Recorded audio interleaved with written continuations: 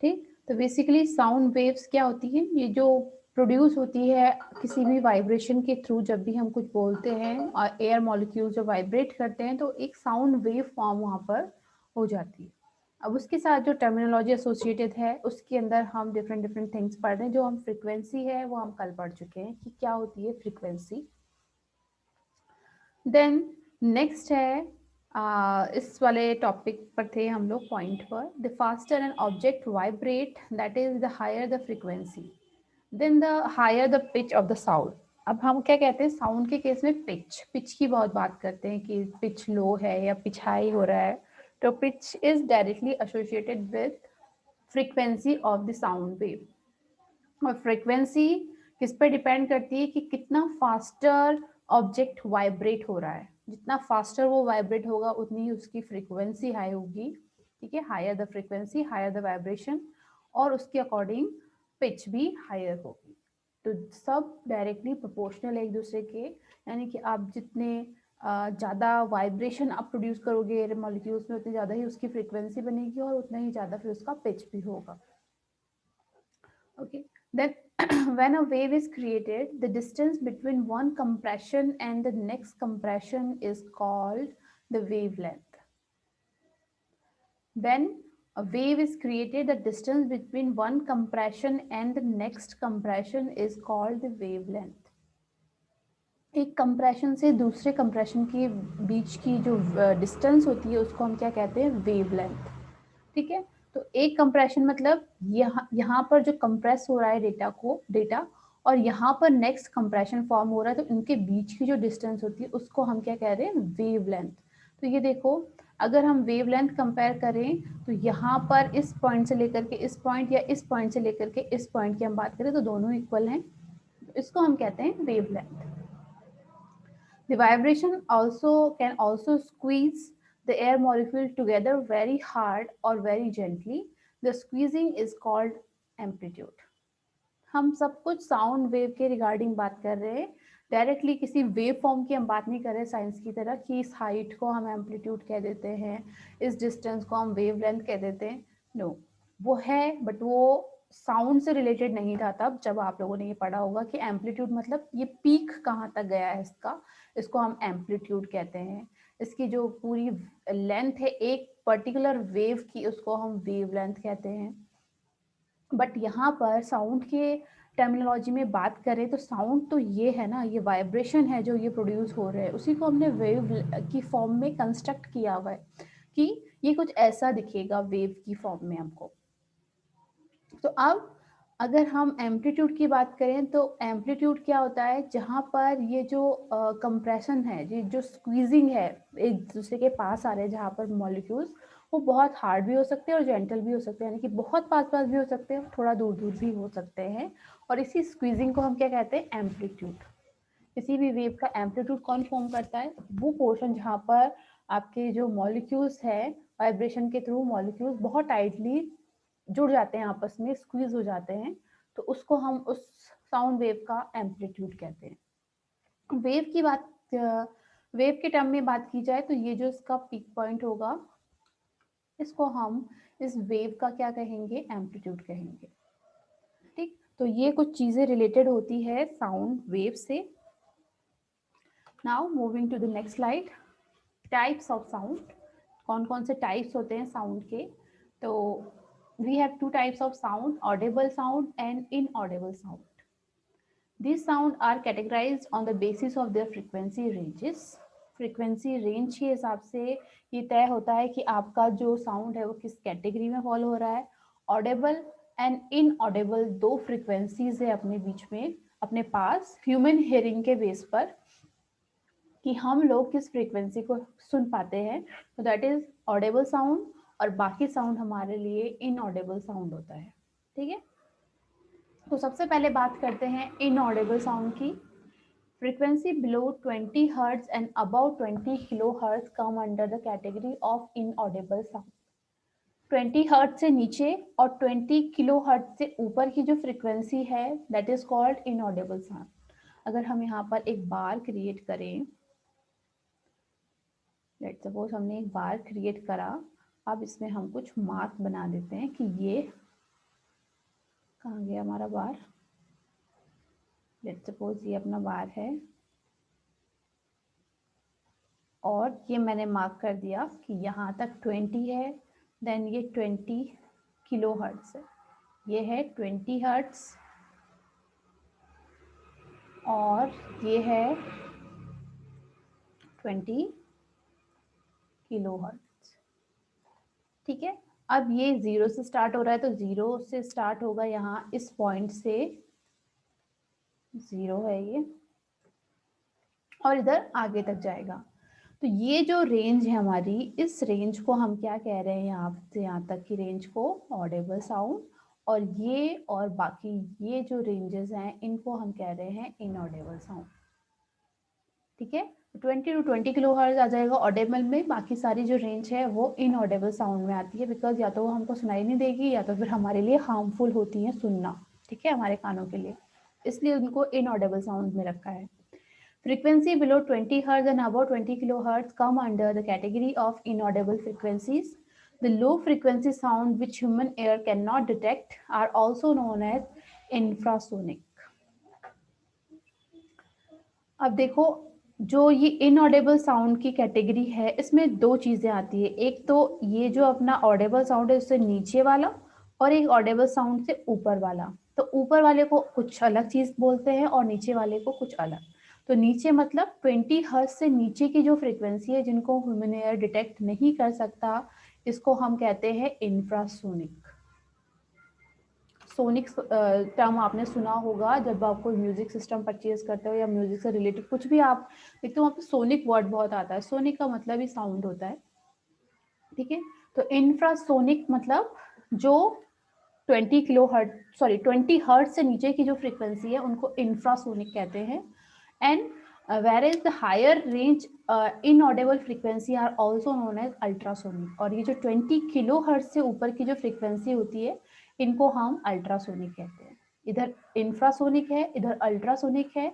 Infra and ultra दोनों आपकी inaudible sounds में आते हैं, जबकि ऑडिबल साउंड में आपका 20 to 20 किलो हर्ट्ज आता है जिसको हम ऑडियो कहते हैं। ओके, सो ये हो गया आपका inaudible sound. Then audible sound. Audible waves with frequency ranging from 20 Hz to 20 kHz are known as audible sound. Audio is the term used to describe any sound or noise that is within a range that human ear is capable of hearing. Audible sound, जिसको हम audible sound कहते हैं, audio कहते हैं, that is audible sound, जो कि 20 Hz से 20 kHz के बीच में आता है। क्लियर है? टाइप्स, साउंड के टाइप्स क्लियर हैं सब लोगों को?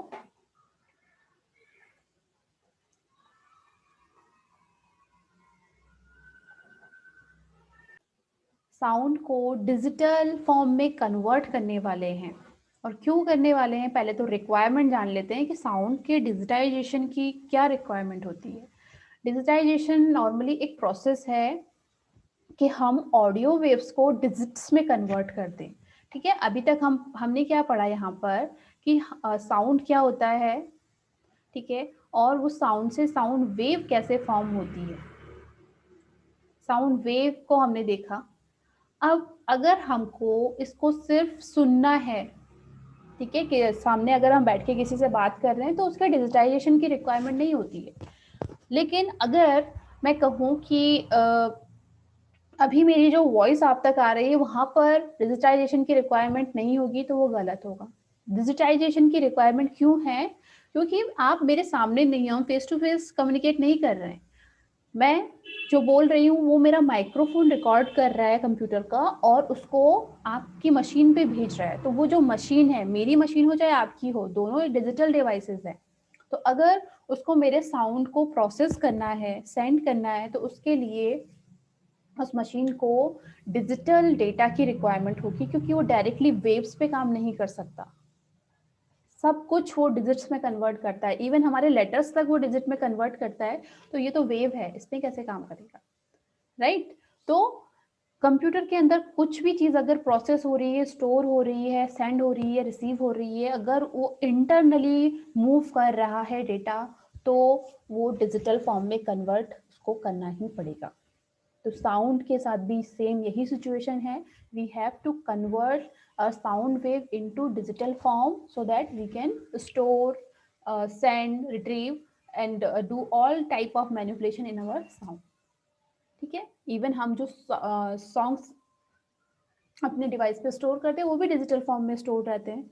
जब हम उनको प्ले करते हैं तब वो डिजिटल फॉर्म वापस से साउंड वेव में कन्वर्ट होके हमारे कानों तक आती है, क्योंकि हम डिजिट्स को हम सुन नहीं पाते. ठीक है. हम सब इंडिपेंडेंट यूनिट्स हैं. हम हमारे खुद के रूल्स हैं कि भाई हम डिजिट्स नहीं सुन सकते, हम डिजिट नहीं समझ सकते. कंप्यूटर कहता है कि हम वेव नहीं समझते. तो उन चीज़ों को कन्वर्जन की कहीं ना कहीं रिक्वायरमेंट पड़ती है. तो वो कन्वर्जन सिर्फ अभी हम बात कर रहे हैं साउंड वेव को कंप्यूटर के अंदर अगर स्टोर करना है तो उसको कैसे डिजिटल फॉर्म में कन्वर्ट किया जाए, उस पूरी प्रोसेस को हम क्या कहते हैं, डिजिटाइजेशन ऑफ साउंड. क्लियर. तो हमको करना क्या है, इस वेव को इस फॉर्म में कन्वर्ट करना है, डिजिट्स में कन्वर्ट करना है, जिसको कंप्यूटर प्रोसेस कर पाए, समझ पाए, स्टोर कर पाए. और इस फॉर्म में कन्वर्ट कर देगा तो इसका मतलब वो दो ही वैल्यू अपने पास रखेगा, 0 and 1. तो इनको वो 1 मार्क कर देगा और इनको वो 0 मार्क कर देगा. ठीक है. यानी कि 0 1 में कन्वर्ट हो जाएगा. लेकिन अभी इस वेव की बात की जाए तो ये कोई 0 1 नहीं है. ये पूरा आपका टाइम इधर रन हो रहा है, इधर एम्पलीट्यूड जा रहा है. तो इसके हर एक पॉइंट पर एक यूनिक वैल्यू होगी, यूनिक न्यूमेरिकल वैल्यू. उसको कन्वर्ट करना पड़ेगा डिजिट्स में. और सिर्फ ऐसा ही नहीं है कि कुछ भी डिजिट्स बना दिए और सेव कर दिया. भाई उसको वापस प्ले भी तो करना है, तो वो भी तो हमारा रियल फॉर्म ही होना चाहिए. जैसे हमने सेव किया था उसको, उसी फॉर्म में उसको वापस भी हमको चाहिए वो. तो बिल्कुल एक्यूरेटली उसको डिजिटाइज करना है ताकि हम उसको वापस जब सुनना चाहें ऑडियो को तो वो वही ऑडियो हमको सुनाई दे जो हमने भेजी थी या जो जनरेट हुई थी. ठीक है. तो डिजिटाइजेशन पूरा एक वो प्रोसेस है जो इस वेव को उठाएगा और इस फॉर्म में कन्वर्ट करेगा. तो बहुत सारे स्टेप्स इन्वॉल्व होते हैं वहां पर. एक ही स्टेप में ये काम नहीं हो पाता. स्टेप्स इन्वॉल्व हैं इसके अंदर बहुत सारे. तो वो देखेंगे कि क्या क्या होते हैं.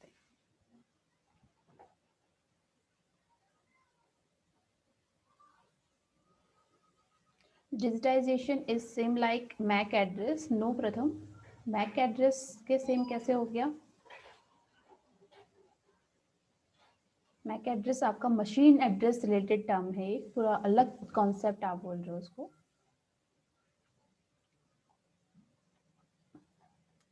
ठीक है. चलिए देखिए इसमें आगे आपको क्लियर हो जाएगा कि क्या है डिजिटाइजेशन. सो इसके पॉइंट्स अगर हम लोग देखें तो digitization is a process of converting the analogue signal to a digital signal. अब इस सिग्नल को हम क्या कहते हैं, एनालॉग सिग्नल, और इसको हम क्या कहते हैं, डिजिटल सिग्नल. तो process of converting analog signal to a digital signal is called digitization. ठीक. There are 3 steps of digitization of sound. अब साउंड को कैसे डिजिटाइज किया जाए तो उसके लिए अपने पास 3 स्टेप्स होते हैं. First one is sampling, second one is quantization and third and last one is encoding. ठीक है. Sampling, quantization and encoding. तो वन बाय वन इनको देखेंगे हम. क्या होता है सैम्पलिंग, क्वांटाइजेशन एंड एनकोडिंग. सबसे पहले आती है हमारे पास सैम्पलिंग. सैम्पलिंग मीन्स सैंपल्स लेना. अब सैंपल्स लेने का क्या मतलब होता है. जनरल लाइफ में आपने सुना होगा कि यहाँ से कुछ सैंपल्स लिए गए, वहाँ से कुछ सैंपल्स लिए गए. क्या मतलब होता है उस चीज़ का.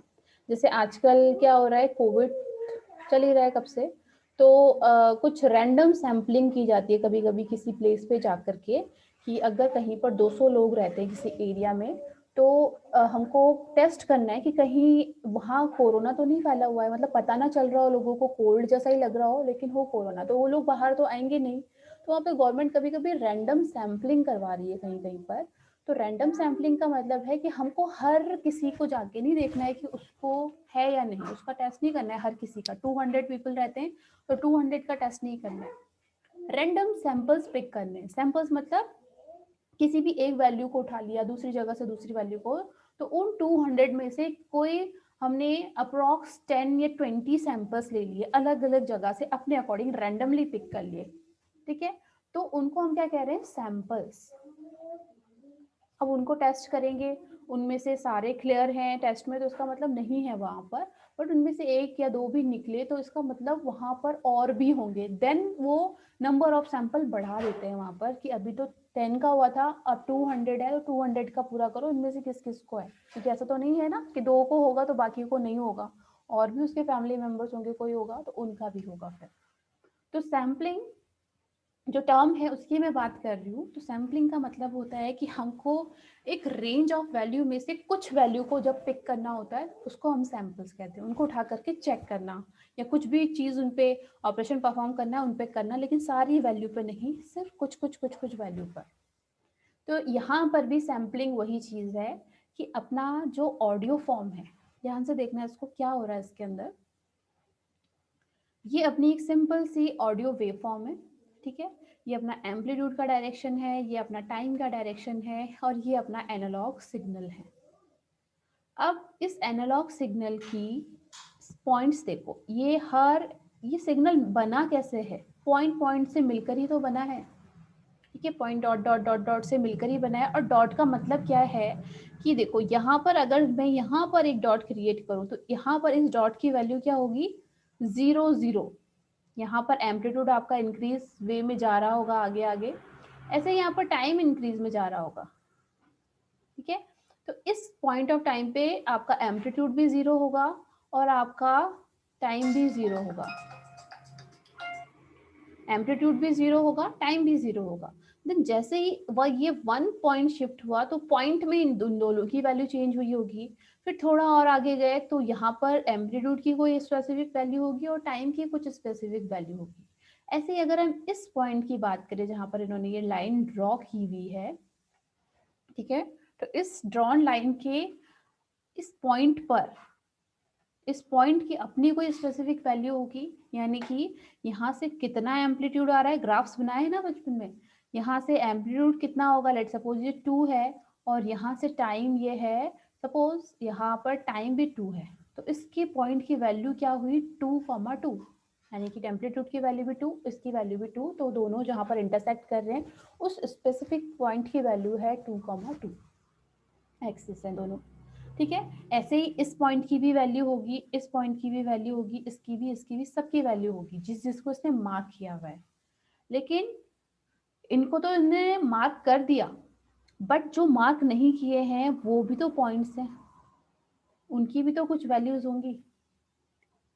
तो सैम्पलिंग के अंदर करते क्या है कि अपना जो पूरा ऑडियो वेव फॉर्म है उसके हर एक पर्टिकुलर छोटे से छोटे डॉट की भी अपनी यूनिक वैल्यू होती है, तो उसमें से हर पॉइंट की वैल्यू नहीं ली हमने, हमने क्या किया, सैंपल्स कलेक्ट किए, और सैंपल हमने टाइम ड्यूरेशन फिक्स कर दिया कि 1 सेकेंड के बाद के हम सैंपल लेंगे, सपोज जो टीएस यहाँ पर लिखा है 1 सेकेंड के बाद के हम सैंपल्स कलेक्ट करेंगे, तो 1 सेकेंड में ले लिया, फिर 2 सेकेंड में क्या वैल्यू थी वो ले ली, 3 में क्या थी वो ले ली, 4 में क्या थी वो ले ली, और बीच की ये जो वैल्यूज है इनको छोड़ दिया, क्योंकि ये सैम्पलिंग है, सारी वैल्यू नहीं लेंगे, हम सैंपल्स लेंगे जस्ट बीच बीच के। तो अब हमने बीच बीच में से कुछ वैल्यूज को पिक कर लिया, that is called sampling. In value को लेकर के हम आगे डिजिटाइजेशन के प्रोसेस को फॉलो करेंगे, और होगा क्या लास्ट में, जब इसको वापस से फॉर्म करना होगा, ऑडियो वेव को वापस में फॉर्म करना पड़ेगा, जब हम उसको प्ले करेंगे या उसको जब हम रिट्रीव करना चाहेंगे तो वापस से इस फॉर्म में कन्वर्ट करना है, तो उस फॉर्म में कन्वर्ट करने के लिए हमको क्या चाहिए होगा, हमारे पास बीच की वैल्यूज तो सारी मिस हो गई, बट हमने कौन कौन से सैंपल कलेक्ट किए थे, ये वाला ये वाला ये वाला ये वाला ये वाला ये वाला, तो हम इस वेव फॉर्म को खुद ही क्रिएट कर सकते हैं, इस तरह से बीच की वैल्यू को तो हम खुद ही एल्गोरिथम लगा करके बता सकते हैं कि जब ये डॉट इस शेप में आगे बढ़ रहे हैं एक वेव फॉर्म में, तो आगे जाकर के ये यही वाली वेव फॉर्म में कन्वर्ट हो जाएगी। तो मिल गया आपको अपना साउंड वापस से, सारी वैल्यू को नहीं लेना पड़ा, कुछ सैंपल्स को लेना पड़ा, ठीक है। तो अभी हमने कुछ नहीं किया, जस्ट मार्किंग कर दी कि यहाँ यहाँ इस जगह से हम कलेक्ट करेंगे ये वैल्यूज को, ऑलराइट। तो ये हुआ सैम्पलिंग। अब इसका थ्योरी हम देख लेते हैं कि क्या कहता है। Sampling is a process of measuring air pressure amplitude at equally spaced moment in time where each measurement constitute a sample.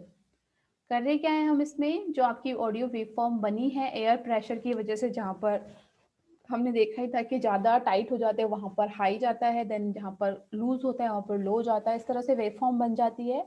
अब उसमें इक्वल टाइम डिस्टेंस पे हम सैंपल्स कलेक्ट करते हैं। ये जो टाइम डिस्टेंस है देखो सब में इक्वल होगी, ये जो सैम्पलिंग है ये देखो यहाँ से यहाँ की डिस्टेंस, यहाँ से यहाँ की डिस्टेंस, ठीक है, ये इक्वल होती है हमेशा। A sample rate is the, उसके बाद नेक्स्ट टर्म आती है इसके अंदर sample rate. So sample rate is the number of time the analog sound is taken per second. अब जब सैम्पलिंग होती है तो उसमें सैंपल रेट ऑलरेडी डिफाइन होता है कि आपको पर सेकेंड कितने सैंपल लेने हैं, और उसी को हम उसका सैंपल रेट कहते हैं। लेट सपोज एक साउंड के अंदर दिया हुआ है सैंपल रेट कि आपको 10 सैंपल पर सेकेंड कलेक्ट करने हैं, तो हमको एक सेकेंड के अंदर, एक सेकेंड जो टाइमिंग आपको यहाँ पर गिवन होगी, सपोज यही है, तो अगर एक सेकेंड यहाँ पर हो रहा है तो इतनी देर में आपको 10 सैंपल कलेक्ट करने हैं यहाँ पर, इस तरह से 10 सैंपल्स, तो वो उसका सैंपल रेट है। Okay, a higher sampling rate implies that more samples are taken during the given time interval and ultimately the quality of reconstruction is better. Higher sampling rate implies that more samples are taken during the given time interval and ultimately the quality of reconstruction is better. आपका sampling rate जितना ज़्यादा होगा उतना ही आपको easy रहेगा और इतना ही accurate वापस आपकी वेवफॉर्म बनेगी। ऐसा क्यों कहा? क्योंकि अगर मैं यहाँ पर बोलूँ कि मेरे 2 ऑडियो वेवफॉर्म हैं, एक में सैम्पलिंग रेट था,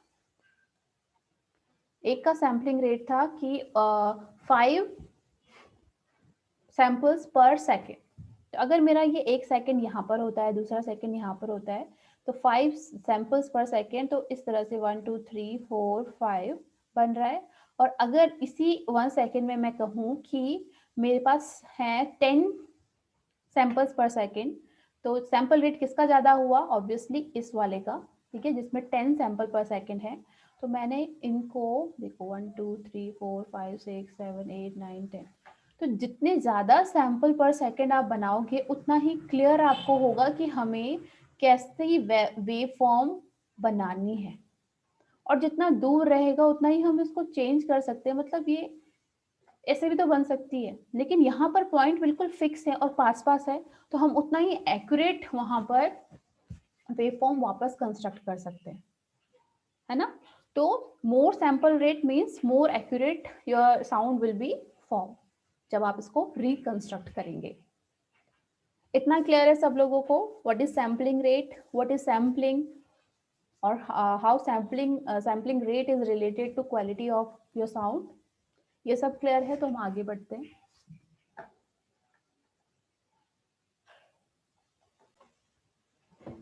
तो नेक्स्ट स्टेप आता है सैम्पलिंग के बाद क्वांटाइजेशन का, ठीक है। तो सैम्पलिंग में हमने जस्ट मार्क किया था अपनी पूरी ऑडियो वेवफॉर्म को कि कहाँ कहाँ से वैल्यूज को पिक करना है। अब उसको पिक करके हमको डिजिटल फॉर्म में कन्वर्ट करना है, ठीक है। तो डिजिटल फॉर्म में कैसे कन्वर्ट करना है ये उसका नेक्स्ट स्टेप है। अभी फिर थर्ड स्टेप यानी कि एनकोडिंग वाले पे जाकर के वो कंप्लीट हो जाएगा। Now quantization is a process of representing the amplitude of each sample as integer or number। ठीक, यहाँ पर हमने जो वैल्यूज कलेक्ट की, यहाँ सैम्पलिंग के अंदर हमने जो वैल्यूज कलेक्ट की, ठीक, तो यहाँ पर हमने जस्ट मार्क कर दिया था कि यहाँ से वैल्यू कलेक्ट करनी है, ठीक है, मार्किंग कर दी। नेक्स्ट स्टेप यानी कि क्वांटाइजेशन के अंदर क्या आता है कि ये जो हमने वैल्यूज बोला है, लेट्स सपोज यही है, तो ये जो पॉइंट्स हमने बता दिए कि यहाँ से वैल्यू कलेक्ट करनी है, क्वांटाइजेशन के अंदर एक्चुअली इन वैल्यूज को एक इंटीजर में कन्वर्ट कर दिया जाता है, एक नंबर में कन्वर्ट कर दिया जाता है, डेसिमल नंबर में, ठीक है। और इंटीजर का मतलब आप समझते ही हो कि एक होल नंबर होता है, पॉइंट जैसी कोई चीज नहीं है उसमें, फ्रैक्शन जैसी कोई चीज नहीं होती है, एक कंप्लीट नंबर होगा। 10 तो मतलब 10, 10.5 भी अगर होगा तो उसको राउंड ऑफ करके 10 या 11 कर देगा वो, और फिर सेव करेगा, पॉइंट में नहीं स्टोर करेगा, ठीक है। तो इन quantization is a process, it is a process of representing the amplitude of each sample as integer और नंबर। भाई वहां पर तो हमने कोऑर्डिनेट्स, मैंने बताया था एग्जाम्पल के लिए कि हम कोऑर्डिनेट्स नोट कर सकते हैं इसके, कि एम्पलीट्यूड इतना टाइम इतना, एम्पलीट्यूड इतना टाइम इतना, तो उसके हिसाब से कॉमा कॉमा करके हम लिखते हैं दो एक्सिस के बीच में वैल्यूज। लेकिन यहाँ पर हमको उसकी रिक्वायरमेंट नहीं है। हमको रिक्वायरमेंट सिर्फ क्या नोट करने की है, एम्पलीट्यूड नोट करने की। ये जो एम्पलीट्यूड आपका है इस डायरेक्शन में, इसको नोट करने की रिक्वायरमेंट है। टाइम तो हमको पता ही है कि हमने कितना कितना सेकंड के अंदर कितने फ्रेम लिए हुए हैं, तो वो टाइम तो हम बाद में उसके हिसाब से बना सकते हैं वापस से। ठीक है, सैंपल रेट तो हमको पता ही है ना कि हमने पर सेकंड कितने सैंपल लिए हुए हैं, तो पर सेकंड के अंदर अगर हमने 10 सैंपल लिए हुए हैं तो इसका मतलब उन 1 सेकंड के अंदर 10 फ्रेम्स की दूरी भी सेम होगी। तो उसको डिवाइड करके हम टाइम तो कैलकुलेट कर सकते हैं। मेन चीज क्या है कि एम्पलीट्यूड क्या था, कितनी हाइट पे वो वेव फॉर्म थी, तो उसके लिए हमको एम्पलीट्यूड को नोट करना पड़ेगा। ठीक है, इसलिए इसने लिखा है कि ये एक प्रोसेस है क्वांटाइजेशन जो रिप्रेजेंट करती है एम्पलीट्यूड ऑफ ईच सैंपल, हर एक सैंपल के एम्पलीट्यूड को मेजर करती है और रिप्रेजेंट करती है। तो अगर मैंने कहा कि मेरा ये हर एक वो पॉइंट है, सैंपल है, तो यहाँ पर इसकी क्या एम्पलीट्यूड की क्या वैल्यू थी वो मेजर हो जाएगा, जहां जहां पर भी ये इसको टच कर रहा है ये। ठीक है, ये वैल्यूज, ये सारे एम्पलीट्यूड की जो भी वैल्यू होंगी यहाँ से उनको डेसिमल में सेव कर देगा ये क्वांटाइजेशन के अंदर।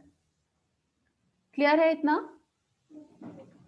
How many number are used to represent the value of each sample known as sample size or bit depth or resolution?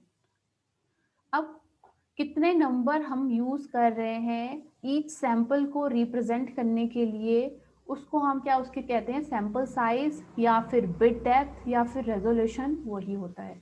ठीक है, इसका मीनिंग क्या हुआ कि हमारा जो सैंपल साइज होता है कॉमनली वो क्या होता है, सैंपल साइज की बात कर रही हूँ अब मैं, सैंपल रेट अलग था, सैंपल साइज अलग होगा।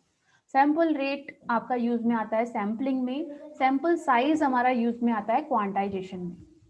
तो एक छोटे से एग्जांपल के थ्रू उसको समझेंगे कि हमारा जो कॉमन यूज्ड सैंपल साइज होता है वो 8 बिट या फिर 16 बिट का होता है। 8 बिट या फिर 16 बिट। तो 8 बिट का मतलब कि हमारे पास 8 1 2 3 4 5, कितना हो गया, 1 2 3 4 5 6, ऐसे ही यहाँ पर 7 और 8, इतने एम्प्टी ब्लॉक्स है जिनमें हम वैल्यूज को रख सकते हैं। 16 का मतलब ये 16 बन जाएंगे।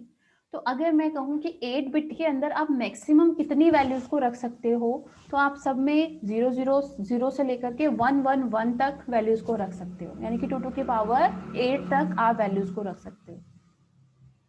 बट अगर उससे ज्यादा वैल्यूज आ रही हैं तो क्या आप उसको स्टोर कर पाओगे? नहीं कर पाओगे।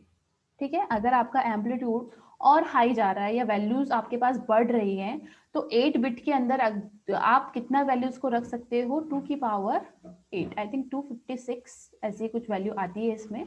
ठीक है, तो 256 तक का नंबर आप इसके अंदर नोट कर सकते हो। उसके बाद की वैल्यूज को ये एक्सेप्ट नहीं कर पाएगा क्योंकि उसके पास स्पेस ही नहीं है, उसके लिए आपको एक बिट की जगह और चाहिए होगी। नंबर सिस्टम में पढ़ लिया है ना ये चीज, कि अगर 3 बिट मैंने आपको दिए तो मैक्सिमम उसमें कितने कौन सा नंबर रख सकते हो, 7 को रख सकते हो। अगर 8 रखना है तो आपको 4 बिट रिक्वायर्ड होंगे, राइट? तो ऐसे ही यहाँ पर जो सैंपल साइज होता है हमारा, वो सैंपल साइज बताता है कि आप कितने मैक्सिमम नंबर्स उसमें स्टोर कर सकते हो। तो अगर 8 बिट का रखा है तो वैल्यूज आप मैक्सिमम कितने स्टोर कर सकते हो उसके अंदर, 256 वैल्यूज को स्टोर कर सकते हो।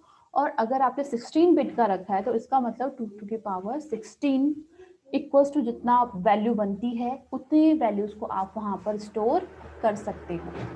तो वो होता है उसका सैंपल साइज। ठीक है, तो सैंपल साइज या फिर बिट डेप्थ या फिर रेजोल्यूशन, इसी चीज को कहते हैं कि आपने ये कितना रखा है, आपका सैंपल का साइज क्या है, कितने मैक्सिमम नंबर्स वो स्टोर कर सकता है। इतना क्लियर है सब लोगों को? The larger the sample size, the more accurately the data will describe the recorded sound. अब इसके अंदर भी वही चीज आती है जो लास्ट सैम्पलिंग में थी कि सैंपल रेट जितना ज्यादा होगा उतना एक्यूरेटली आपका साउंड वेव फॉर्म होगा। इसमें भी वही चीज है कि ज्यादा अगर आपका सैंपल साइज जितना लार्जर होगा उतने ही मोर एक्यूरेटली आपका डेटा डिस्क्राइब हो सकता है, रिकॉर्ड हो सकता है। ठीक है भाई, अगर मुझे एक एम्पलीट्यूड वैल्यू है मेरे पास 259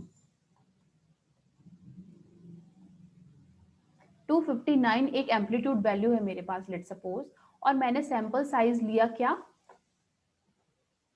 8 बिट का, तो क्या मैं इस 259 को स्टोर कर पाऊंगी? नहीं कर पाऊंगी, क्योंकि मुझे डिजिट्स में स्टोर करना है, बिट में स्टोर करना है। तो मैं इनको अगर 111 भी कर दूं, मैक्सिमम उतना ही वैल्यू कर सकते हैं हम, तो भी ये कितना स्टोर करेगा 256 या 255 स्टोर करेगा, 256 भी नहीं 255 स्टोर करेगा। तो इस वैल्यू को तो ये स्टोर ही नहीं कर पाएगा। तो जब ये आ रहा है आपकी वेव फॉर्म में, लेकिन आप इसको स्टोर नहीं कर पा रहे, तो आपको बाद में इसको रिप्रेजेंट करना है, तो कैसे करेंगे? जब आप उसको स्टोर ही नहीं कर पाए थे तो इसका मतलब वो लॉस्ट हो गया, वो वाला एम्पलीट्यूड। आपने बस इसको 255 तक ही स्टोर किया, 259 था 255 किया। तो जब आप इस ऑडियो वेव फॉर्म को रिकंस्ट्रक्ट करोगे तो 255 तक करोगे, जबकि एक्चुअली ये 259 तक जाना चाहिए था। तो कहीं ना कहीं इसका इफेक्ट आपकी उस साउंड प्रोडक्शन पे भी पड़ेगा जिसको आप प्रोड्यूस कर रहे हो, जिसको आप वापस सुन रहे हो। तो थोड़ा बहुत वेरिएशन आएगा। लेकिन अगर आपने बिट साइज 16 रखा होता, 16 रखा होता सैंपल साइज, तो आप इस वैल्यू को स्टोर कर देते एज इट इज, कोई छेड़छाड़ करने की जरूरत नहीं थी, इसको 255 बनाने की जरूरत नहीं थी, हम 259 ही स्टोर करते, और जब रिप्रेजेंट करना होता तो 259 रिप्रेजेंट कर देते। तो इसलिए बोला गया है कि जितना आपका सैंपल साइज लार्जर होगा उतना ही मोर एक्यूरेटली आपका डेटा डिस्क्राइब होगा और रिकॉर्ड भी किया जा सकेगा। इतनी चीज क्लियर है सब लोगों को? लास्ट पॉइंट है इसके अंदर, the value of each sample is rounded off to the nearest integer. पहले ही पॉइंट में लिखा था कि ये इंटीजर की तरह इसको स्टोर करता है। तो अगर मुझे किसी पॉइंट पर वैल्यू अगर मुझे पॉइंट में मिल रही है, तो वो उस पॉइंट को राउंड ऑफ कर देगा, यानी कि तो मुझे सपोज 10.7 मिला कहीं पर एम्पलीट्यूड का वैल्यू, तो मैं उसको 11 कर दूंगी, क्योंकि मुझे राउंड ऑफ करना है। तो राउंड ऑफ करने का मेथड वही है कि 5 से ज़्यादा या 5 के इक्वल आ रहा है अगर पॉइंट के बाद, तो उसकी नेक्स्ट डिजिट रख दो, नहीं तो उससे पहले वाली जो डिजिट है वो रख दो। 10.4 होगा तो 10 कर दो, 10.6 है तो 11 कर दो। तो राउंड ऑफ करके आप उस वैल्यू को सेव कर दो। तो ये होता है क्वांटाइजेशन। ठीक है, तो अभी हमने क्या किया, सैंपल्स लिए और उन सैंपल्स की इंटीजर वैल्यू में उनको कन्वर्ट करके एम्पलीट्यूड की वैल्यूज को लिया था, एम्पलीट्यूड की वैल्यूज को इंटीजर में कन्वर्ट कर दिया। उसके बाद अपना जो सैंपल साइज क्या होता है वो हमने इसके अंदर देखा, और कैसे वो कनेक्टेड है साउंड क्वालिटी से, वो भी हमने देखा। क्लियर? इतनी चीजें समझ में आ गई? कोई भी डाउट हो तो पूछ लीजिए। आज के लिए इतना ही रखेंगे, बाकी हम जो थर्ड स्टेप है इसका वो हम कल की क्लास में देखेंगे। ठीक है, बाकी आपको कोई भी क्वेश्चन हो तो पूछ लीजिए।